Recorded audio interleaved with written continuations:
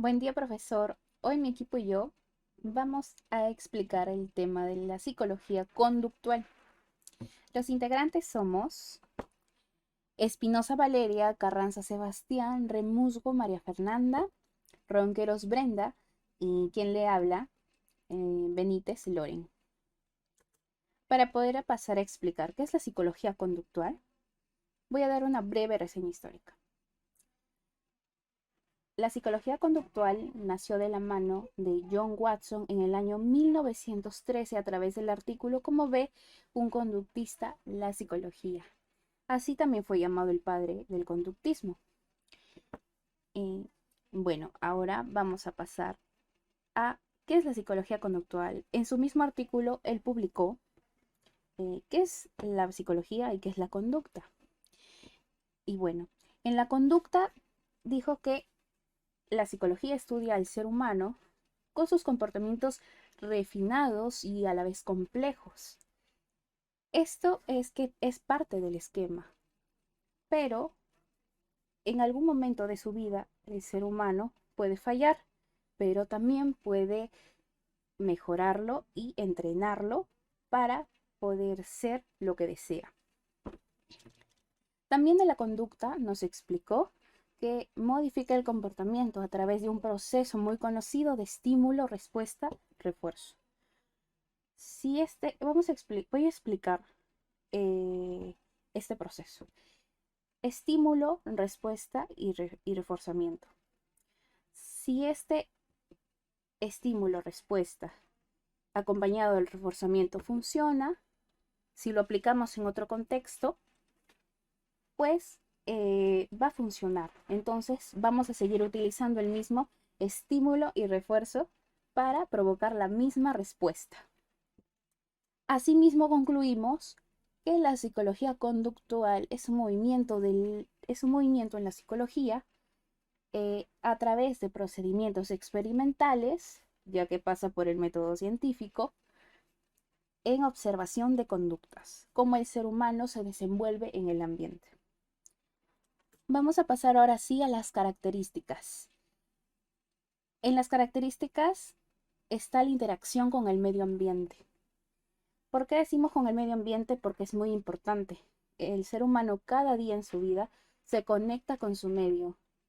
Entonces, él actúa mediante su medio. Entonces, mientras prevalezca el contexto, el ser humano va a actuar de tal manera. Para ello será así la psicología conductual. También la relación causal que está entre estímulo, respuesta y refuerzo. Que si este estímulo, respuesta y refuerzo funciona, entonces se utiliza el estímulo y el refuerzo para tener la misma respuesta. También es una ciencia experimental, como lo dije antes, y objetiva porque pasa por el método científico. También vemos que los conductistas estudian el comportamiento observable, porque es lo que se observa en el ser humano para poder tratarlo, y pues la respuesta ante ese estímulo. Pasando a los primeros representantes de lo que es la psicología conductual, tenemos a Watson, a John Watson, a Iván Pavlov.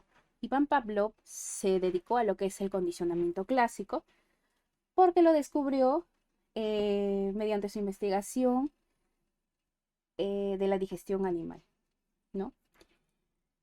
También Edwin Gurdjieff, Edward Thundercott y Frederick Skinner. Skinner es muy importante porque se enfocó también en un condicionamiento, pero el operante. Pasamos a la psicoterapia conductual. Es muy importante mencionarla porque esta se enfoca en la terapia conductual. En la terapia también es su segundo nombre, ¿no? Esta se centra en el comportamiento del ser humano, nada más que el comportamiento no se deja llevar de herencia, de, de cosas innatas o sueños o lectura de sueños. No, ellos se enfocan netamente en el comportamiento. También esta terapia sirve mucho para las conductas desadaptativas. Por ejemplo, fobias, Quizás por allí el tema de la delincuencia también es muy importante recalcarla, ¿no? Estén o no estén sanas mentalmente. Los conductistas no discriminaban si es que las personas tenían o no un trastorno. Lo aplicaban en todo tipo. También su objetivo es muy importante también recalcar que es ayudar al individuo a aprender nuevos conocimientos y estos conocimientos van a tener comportamientos. Entonces, ellos van a explorar el comportamiento en un ambiente como también en otro, a través de refuerzos. Los principios básicos de esta terapia conductual o psicología conductual, que es la que la dirige, es el condicionamiento clásico y el operante, que lo vamos a ver más adelante. El condicionamiento clásico tiene como definición el proceso en el que un estímulo condicional adquiere gradualmente la capacidad para provocar una respuesta condicionada en un estímulo incondicionado. Es decir, este tipo de aprendizaje es que implica respuestas automáticas o reflejas, no a conductas voluntarias.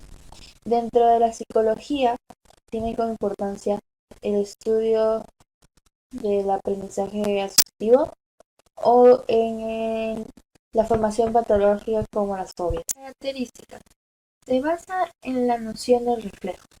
Se da por asociación repetitiva de los estímulos. Tiene como parte central el estímulo, conexión a nivel fisiológico con respuestas musculares lisas, glandulares como lágrimas, saliva o sudor, y viscerales que pueden ser digestivas, respiratorias o de temperatura. A nivel psicológico se dan respuestas emocionales, por ejemplo, emociones positivas o negativas, emociones positivas como felicidad, alegría, no sé, entusiasmo, y emociones negativas como la tristeza, el enojo, el pánico, el odio. Um, Aprendizaje asociativo y implica respuestas automáticas o reflejas. Fue una de las grandes bases del conductismo. Elementos. Estímulo incondicionado. Es estímulo que de manera natural, sin entrenamiento, provoca una respuesta automática. Respuesta incondicionada. Es la respuesta no aprendida por el estímulo incondicionado. Estímulo neutro. No inicia o provoca alguna respuesta, pero al ser asociado al estímulo incondicionado, provoca una respuesta incondicionada. Respuesta condicionada. Respuesta que se da frente a un estímulo condicionado. El experimento de Pavlov. ¿Cómo estudió el condicionamiento Pavlov? Para empezar, tocaba una campana. Al principio, la campana era un estímulo neutro para los perros que no respondían al salivado. Inmediatamente después de tocar la campana, ponía un poquito de carne en polvo en la lengua del perro, lo cual provocaba una salivación refleja. Repetía la secuencia varias veces: campana, polvo de carne, salivación, campana, carne de polvo, salivación. Con el tiempo, conforme ocurría el condicionamiento, los perros empezaban a salivar cuando olían la campana. La campana, que antes no producía efecto alguno, ahora por asociación provocaba la misma respuesta que la comida. Esto quedó demostrado tocando ocasionalmente la campana. Así el perro silbaba a pesar que no hubiera puesto nada de comida en la lengua. El condicionamiento operante, o también llamado condicionamiento instrumental, es un tipo de aprendizaje asociativo donde el sujeto asociará conductas según consecuencias. Es decir, este tipo de aprendizaje aumentará si viene seguido de un reforzador y disminuirá si viene seguido de un castigo. Por ejemplo, tenemos el caso de Coco. Si Coco usa un sombrero y dado esto recibe halagos, es probable que Coco use frecuentemente este sombrero. Pero si Coco, al usar este mismo sombrero, recibe por parte de personas insultos, mofas o gritos, es probable que Coco no vuelva a usar este sombrero. Ahora vamos a pasar a la aplicación del condicionamiento operante en los siguientes 3 puntos. El primer punto es el moldeamiento de conducta, el cual consiste en un cambio gradual de conducta obtenida hacia la conducta que se desea alcanzar. El segundo punto es el superar fobias. Esta técnica también nos ayuda al momento de superar episodios traumáticos o superación de fobias mediante refuerzos y castigos ante diferentes conductas. Finalmente, tenemos el punto de las adicciones. Aquí, el condicionamiento operante juega un papel muy importante a la hora de superar la dependencia a drogas, ya sea alcohol, tabaco u otras, ya que aquí tenemos que saber cuál es el pensamiento del individuo que lo lleva a consumir estas drogas. Ahora vamos a los representantes. En primer lugar tenemos a Edward Thorndike y la ley del efecto. Thorndike construyó una serie de cajas problemas, y en una de ellas metió un animal hambriento, en este caso metió un gato, y fuera de la caja colocó un poco de comida de modo que el felino pudiera visualizarla, ya que su misión era que el gato salga de la caja para poder obtener comida.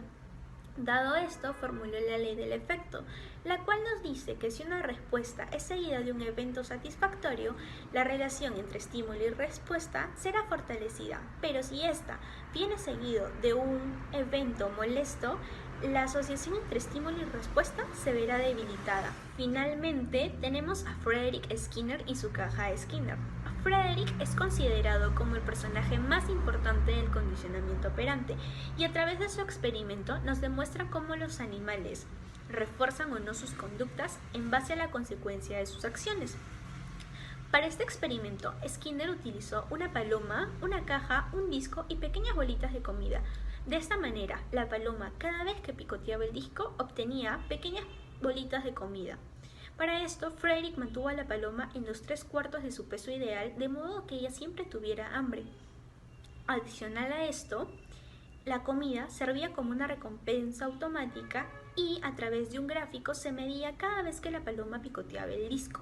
Finalmente, la paloma aprendió que por cada picoteada que ella daba el disco, recibía una recompensa. A continuación voy a explicar acerca de los reforzadores y castigos. Como sabemos, cualquier tipo de conducta es adquirida por medio de algún aprendizaje que se desarrolló a partir de la obtención de algún premio o castigo. Por lo tanto, cuando hablamos de reforzadores, nos estamos refiriendo a los estímulos, cuya función va a ser potenciar conductas, es decir, que se tenga la mayor probabilidad de que se lleve a cabo alguna acción determinada. Por otro lado, el castigo es el proceso mediante el cual queremos que se disminuya una conducta, es decir, que se tenga la menor probabilidad de la ocurrencia de la acción determinada. Ahora bien, sabemos que existen tipos de reforzadores y castigos, tanto positivos y negativos. A continuación voy a explicar cada una de ellas.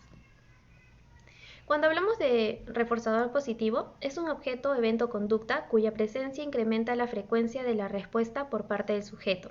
Quiere decir de que vamos a dar un estímulo con la intención de incrementar la conducta, como por ejemplo darle un helado al niño por haber hecho sus tareas, ¿no? Es dar algo agradable a la persona, ya sea un incentivo, algo que le gusta comer al niño, algún dulce u otra cosa. Cuando hablamos de castigo positivo, provoca la disminución de una conducta porque el suceso que la sigue es un estímulo aversivo. Nos quiere decir de que vamos a dar un estímulo con la intención de disminuir la conducta.